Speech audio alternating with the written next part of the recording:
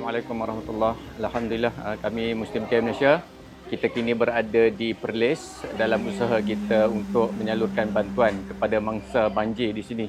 Dan di belakang adalah sahabat-sahabat daripada Matin dan juga Surau yang mana kita bekerjasama dalam kita menggerakkan dapur rakyat.